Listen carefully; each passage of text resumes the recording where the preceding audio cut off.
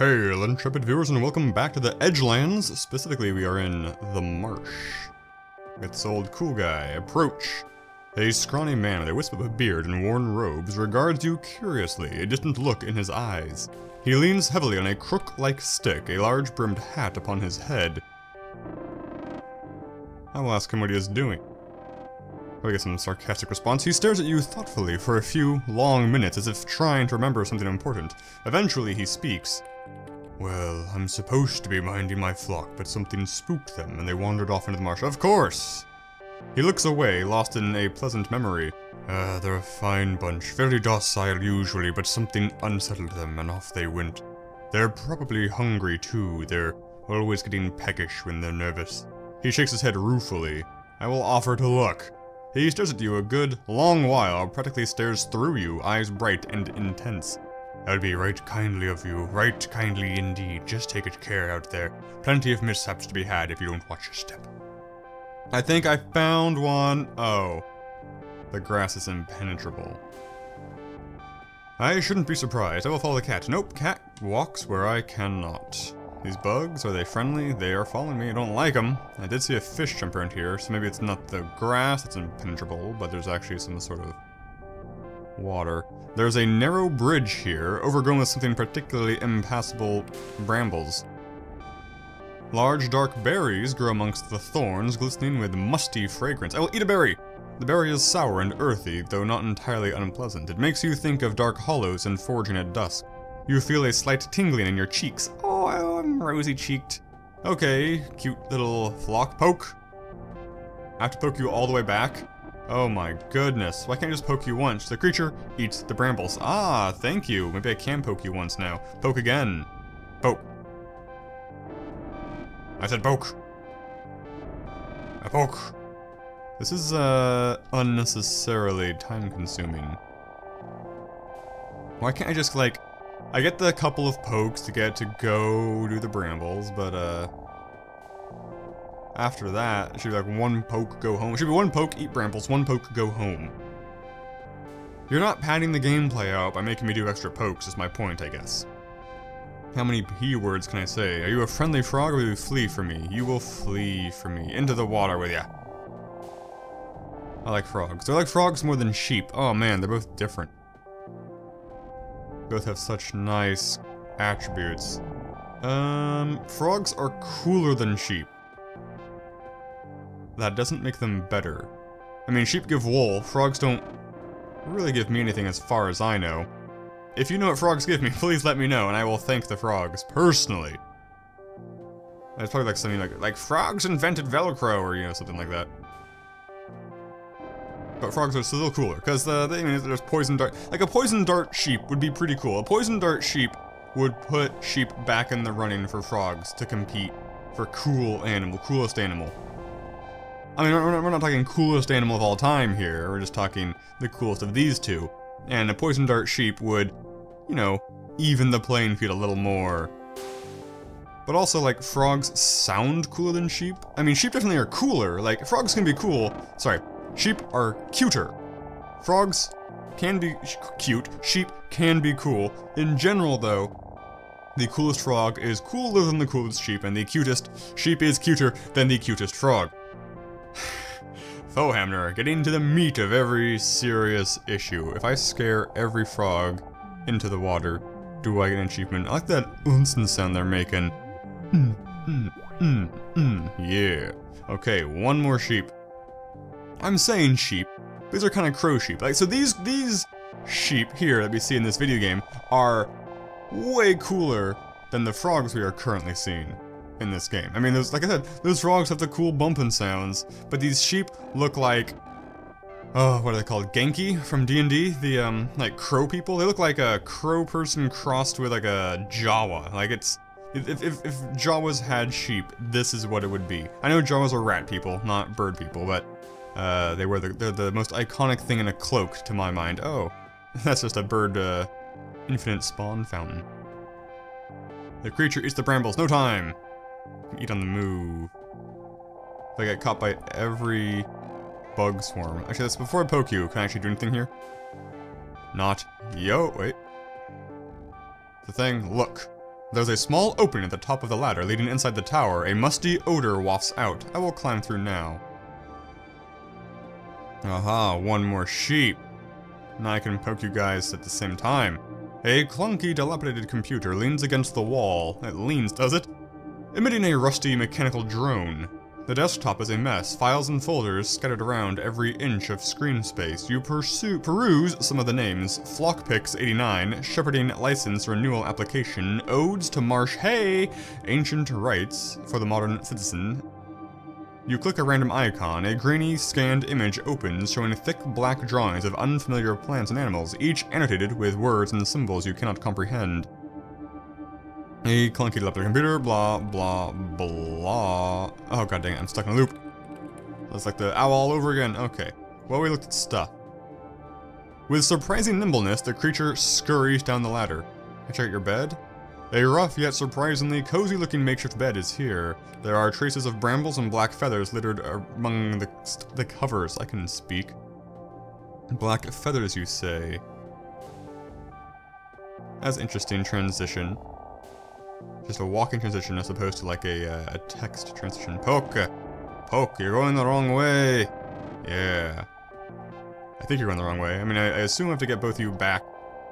Who knew this game would violate the rule of 3 in such a sneaky way? I'm glad I didn't poke him all the way back, and then to walk back and poke another one all the way back, because doing poking in tandem is way more efficient. That's a workplace tip for you kids.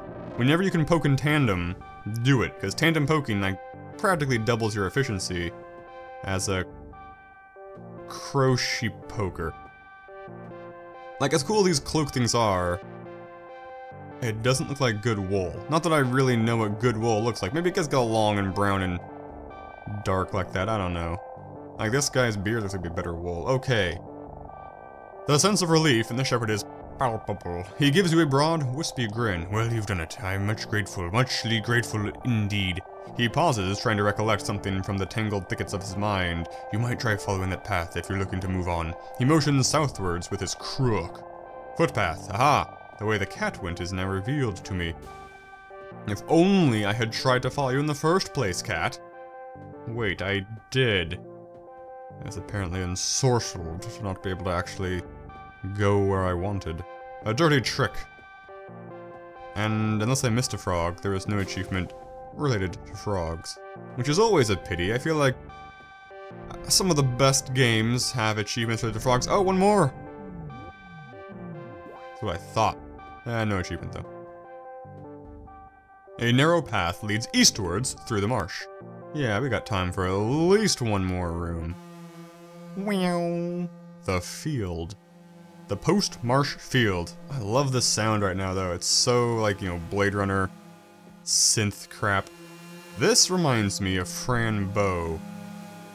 An immense pile of cumbersome televisions wallows in a marshy pool here, enlivened by occasional bursts of static flickering across screens that ought to be dormant. I will stare at the static. That can't be dangerous at all. There is something beguiling and comforting in the monochrome kaleidoscopic display, the murmuring white noise urging you to come closer. It is only when you notice that you are up to your ankles in the waters of the bog that you come to your senses and quickly back away from the hypnotic screens. Okay. Man, I want the soundtrack to this game. I really want the soundtrack to this game. This is some Fracto SC stuff going on here. Oh man, okay, too fast. Can I throw something now? Now that it's reset. I want more of that music. That was really good. Okay, I can't throw anything anymore. Well, I'm curious if throwing something would have done anything different. I'll just follow the cat. So far, the cat has not steered me wrong. Don't know how confident I am in that always being the case, though. Cats aren't inherently trustworthy in my experience. Oh, I hate the way that rabbit runs. It runs like a two people, it looks like a pantomime rabbit. You see a scruffy wood pile, large chunky logs interspersed with smaller twigs and kindling. It gives off a damp, earthy smell that reminds you of autumn mornings and mushroom soup. This writer of this game, he's pretty good. He or she is pretty good at describing smells. A rusted moss-covered assemblage of farm machinery is slumped near the edge of the field, shrouded in neglect and faded memories. Its original purpose is unclear, and you cannot be sure if you are looking at one machine or the remains of many. Taking a closer look, you see all manner of oddly shaped pieces of metal, some with nasty tooth-like blades, some spiked and barbed, some even resembling the horns and antlers of mechanical beasts. All are caked in soil and plant growth, slowly becoming one with the land. I gotta follow with my two least favorite animals. You're not gonna move or anything, are you? A gaunt effigy stand in the middle of the field, a ward against birds, perhaps, or maybe something more malign. It resembles a cloaked, crooked figure with wings fashioned from musty burlap wafting restlessly in straw-laden gusts. There is something incomplete about the head, a sparseness which suggests it is not quite finished. Am I supposed to search this for something specific? This game does that sometimes. There'll be a search prompt, but then you'll uncover some detail which gives you an additional prompt later. Perhaps the sticks had something? I don't know. I think we'll walk a little more before making decisions. You see a makeshift wall of hay bales, dense and immovable despite their lopsided appearance. There is a pervasive odor of damp straw, which you find strangely comforting. I get what you're trying to do. I mean, again, good job describing smells, but I think unless I grew up with it, I don't find damp straw too comforting.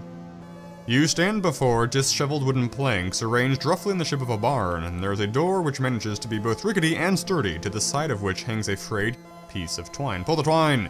You give the cord a firm tug, not entirely sure what to expect. For a moment you think you hear the distant tolling of a bell, though it could just be the mournful cries of an owl. The door swings inwards a few inches, and you feel it push against an unseen force, and a sense of unseen unease exudes from the building, resisting your efforts. Pull the twine! Anything different? No, okay. We need something more. I feel like there's light coming out of that door. There's a shallow ditch in this neglected corner of the field, many irregularly shaped stones scattered within its muddy creases. You idly investigate the stones, picking through and discarding the more ordinary, unremarkable ones. You find a few that are round and flinty, with natural holes in their centers, and you gather these up in your pockets. Aha! What's the name for those? Like, theoretically, because they're naturally occurring holes, you can look through them and see the Fey world, right? That's how it works. Do I have a stone prompt now? Thread stones onto twine. Sure. One by one, you thread the stones onto the twine. It is fiddly work, but you eventually manage to attach a pleasing handful. The stones clunk dully together as the twine sways, and you almost imagine a dull glow playing across their surface. There is a sudden strong gust of wind, and you are briefly overcome by the sensation of an unsavory presence moving away from the barn and off into the night. Oh. The building seems to sag slightly in relief, and the door swings inward with a low creak. It wasn't that bad. I mean, all it did was prevent me from going into a musty old barn. Hardly the height of villainy. Is there a prompt down here?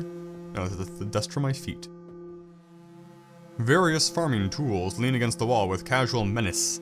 Among the unsurprising pitchforks and spades are some archaic and vicious-looking implements whose purpose you can only darkly speculate about.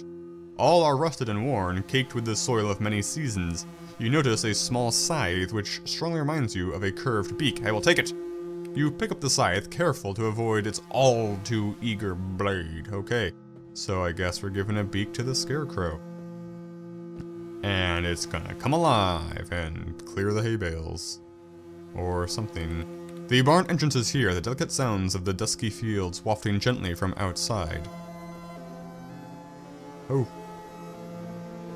The audio mixing on this game is good too. I mean, like, so like that, exiting the barn, kind of kicked off a different layer of sounds. So it's kind of, it smoothens this transition, which in very, I don't know, non-jarring way. The scythe hooks onto into the shadowy folds with ease. Okay. Anything? Did nothing. What are you gonna do? Something incomplete about the head. Okay. I guess we can try and get a stick. Trying to think, if the sticks doesn't do anything, if the sticks don't do nothing, what's my fallback plan? I don't have one. Sticks, don't fail me now. Aha! Your attention is drawn to one branch in particular, which looks remarkably like a twisted wooden antler. Take it! You reach down and take the branch. It feels soggy, but pleasingly solid. I hate soggy wood. Not a fan. It's heavy. I'm always afraid it's just gonna kind of sag into bits in my hands. Constantly. I think number one fear. Okay, put the branch on the scarecrow. The branch snags easily into the figure's head and remains firmly in place. Now what? Something incomplete? I already checked the metal. There's something I missed. Something in the barn that I missed? Were there two things in the barn? Search machinery. Blah blah blah. Take antler-like part. Oh, I see. I should have searched it a second time. Not just... last time I just checked for a prompt that was, a different type of search. There we go. Put tractor part on scarecrow. You place the piece of tractor under the head of the scarecrow, its sharp end sliding easily through the cowl. Boom! You scaredy cat bales of hay. You see a makeshift wall of hay bales, dense and immovable despite their lopsided appearance. There is a pervasive odor of damp straw. Let's face it. A gap is open between the bales, through which you see a rocky track sloping gently upwards. I don't know how long this game is. I'm not ready for it to end yet. I'm just curious. The hill. Ooh. Mr. Underhill. What is that? Is it a rat? Is it a bat? Is it a cat? Is it a Scotty dog? I can't tell. Anyway, this is the hill. We'll pick up next time, so thanks for watching, guys.